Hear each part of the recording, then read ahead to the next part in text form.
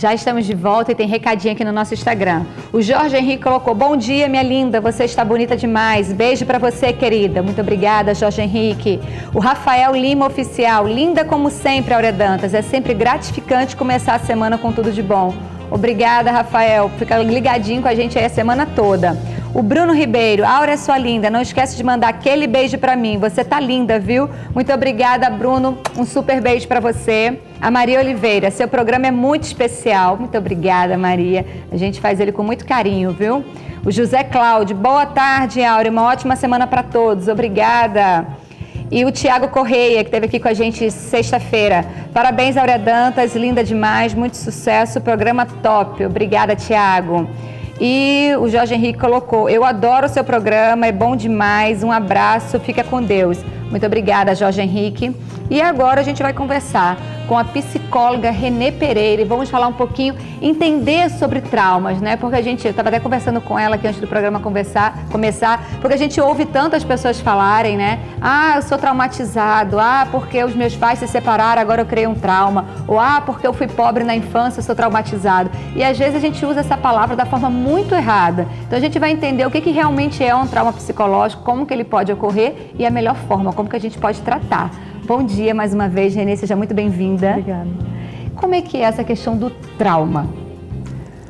O trauma é um evento adverso, uma situação extremamente dolorosa. Se você imaginar o cérebro como um computador, para que a gente está na sociedade da informação, para que o telespectador ele visualize melhor essa metáfora que eu vou fazer. Se você imaginar um computador e uma memória muito pesada para aquele HD, ela não vai rodar. Sim. Ok? Então vai travar esse computador. O trauma é exatamente isso. É uma situação que é muito dolorosa, que é difícil para aquela pessoa suportar, e aí o cérebro não acontece o reprocessamento desse evento, dessa memória. Entendi. Né? Isso vai depender muito da pessoa, da família, do tipo de pais que ela teve, do tipo de estrutura familiar, não é? Como a gente conversava antes do programa, é essencial. Quer dizer, mas é um processo cerebral, que ocorre a nível cerebral. O trauma, ele tem uma repercussão psicológica e uma repercussão fisiológica. Por exemplo, eu já atendi vários pacientes que estavam vindo do hospital, que vinham do hospital porque eles estavam certos que estavam tendo um infarto e estavam dando entrada na emergência e, do ponto de vista clínico, estava tudo ok, aspas. Certo. Porque isso é uma doença, tá? Então, essa coisa de dizer, é uma questão psicológica. É psicológico. Isso não existe, tá? O corpo, ele conserva a memória do trauma. Então, o cérebro, ele não reprocessou essa memória dolorosa, esse evento adverso, e o corpo conserva a memória do trauma. Não só infarto, como AVC também. Eu já tive vários pacientes que deram entrada no hospital achando que estava tendo um AVC. E aí a gente vai trabalhar com esse paciente, investigar as memórias, fazer um trabalho investigativo inicialmente e com certeza a gente vai localizar vários eventos, normalmente da infância, do 0 aos 7, que está tendo uma repercussão na fase adulta. Entendi. Por isso que é tão importante a gente cuidar desses primeiros anos de vida, né, Renê? Em relação a tudo, né? Exatamente.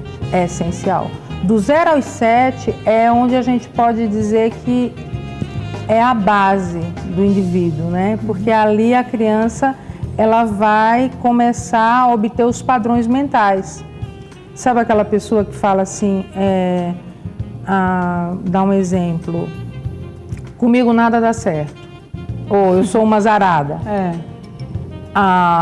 Tipo, são crenças negativas que ela aprendeu na infância, coisas que ela ouviu do grupo familiar e várias, né? São padrões completamente disfuncionais que impedem a pessoa de alavancar. Por exemplo, pessoas que são impedidas pela sua pelos seus padrões mentais de avançar na carreira. Sim. De quando chega num ponto, a gente vê constantemente isso na grande mídia. Por exemplo, você vê cantores de rock, ele chega no ápice do que as pessoas teoricamente pensam. Poxa, essa pessoa tem tudo. Por que está tendo essa... Por que ela está indo para as drogas, né? Por que ela está se prostituindo? Ela não precisa. Ela não precisa se destruir dessa forma. Sim. E aí a pessoa vai e se mata. A Marilyn Monroe é um exemplo, né, clássico. Disso, né? São os traumas. Porque é como se a pessoa tivesse chegado naquele ponto, mas uma crença negativa, e isso advinda de memórias traumáticas, eu não mereço esse sucesso. Estou aqui, mas não mereço. Eu estou aqui, mas... né? É uma coisa assim... Você, por exemplo, deve... não sei se você percebe, mas aquele corredor ali, né? Que a gente, para entrar aqui, passa por um corredor. Quantos entrevistados seus, passando por aquele corredor, não tem dor de barriga, um pouquinho a barriga, a mão gela, tá suado, fica nervoso? Não tem nenhum leão aqui. Não tem. Não tem nenhum bicho aqui, nenhum animal. Mas isso é o cérebro reptiliano. Entendi. Que é o cérebro primitivo, que é aquele que é responsável pelas reações defensivas. A pessoa talvez nunca teve nenhuma experiência, nenhum contato de estar no programa de televisão e acha que é um bicho. Exatamente. E sim, também vai depender muito da história de cada um, porque um vai ter, a mão vai suar, mas o outro a barriga que vai sinalizar. E o outro pode ter uma dor de cabeça ou uma pressão, mas assim, isso é o cérebro animal, é a parte do cérebro mais primitiva que é acionada. Entendi. Porque nesse ponto que a gente está aqui, essa coisa da luta, né? Você tem que ter uma postura mais não violenta, mais agressiva, para você falar, se colocar com segurança, interagir, pensar o que você vai falar e tal. Sim. Então esse cérebro ele está sendo ativado. Se houve um trauma, né? Por exemplo, na escola, a criança de 5 anos, então deu um branco na escola, na hora que foi apresentar um trabalho. Essa pessoa pode ter algum tipo de dificuldade nesse momento. Entendi. Mas a boa notícia é que todos nos traumatizamos de uma maneira ou de outra e que existe cura. Hoje a gente pode afirmar, né, categoricamente que existe cura, que existe tratamento. Inclusive, eu acabei de vir num congresso internacional Ibero-América, onde eu apresentei um trabalho que foi um êxito, um caso de sucesso, né, de transtorno do estresse pós-traumático complexo. Nossa. A paciente tomava medicação há vários anos, hoje ela não toma mais nada de medicação. Eu levei esse caso, mas poderia ter levado vários. A gente pode afirmar assim, categoricamente, que trauma tem cura, que você não precisa viver com síndrome do pânico. Porque tudo é uma sequência, né? Síndrome do pânico, trauma, tudo isso também pode te levar à depressão. Normalmente a depressão é o que catalisa a síndrome do pânico. Né? Ela normalmente está aliada, está ali junto. Então, são traumas que antes a gente não tinha uma expectativa para a gente afirmar assim com tanta ousadia. Essa palavra cura é muito forte, muito né? forte. É muito forte, mas hoje a gente pode afirmar, né? Porque na medida que você trata o trauma, muita coisa muda e a pessoa pode ter uma vida completamente saudável e realizada. Tem um caso também de transtorno bipolar, que não estão mais usando a medicação. Foi legal você tocar nesse ponto, porque às vezes as pessoas têm mudança de comportamento ou de humor, não digo nem de comportamento, acho que de humor. É tranquilo, todo mundo tem. Ninguém vai estar feliz o dia inteiro, calmo o dia inteiro, ou nervoso o dia inteiro. Você tem uma oscilação. Sim. Mas às vezes a sociedade também tem o péssimo hábito de apontar, às vezes numa é bipolar. Sim. Se a pessoa soubesse a gravidade do que é você ser bipolar, não falaria isso de uma forma tão leviana, né? E aí o bipolar, ele é algo clinicamente detectado, não é isso? Exatamente. É clinicamente detectado, a pessoa tem angústias, existe uma oscilação de comportamento até cíclica de meses, A pessoa fica reclusa no seu quarto e ela não quer ver ninguém. Depois ela passa por um momento de euforia e aí ela quer sair, ela quer comprar e ela quer... É verdade, isso que você falou, tem sido utilizado esse termo de uma forma leviana, né? Até a depressão também. Sim. Né? As pessoas perdem um ente querido e hoje na sociedade que a gente vive, é a sociedade da aparência, não é?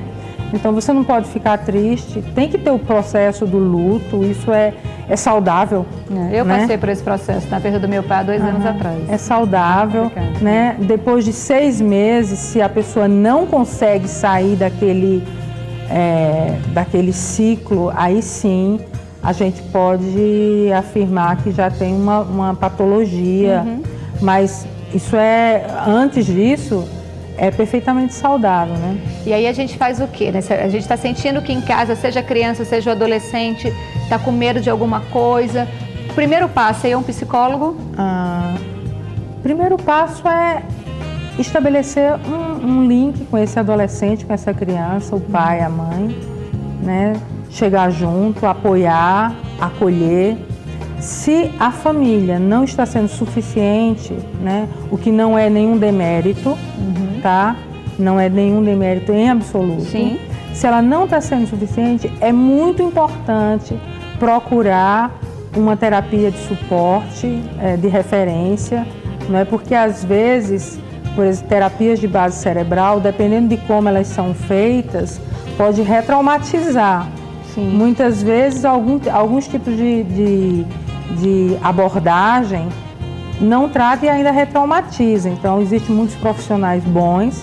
Certo.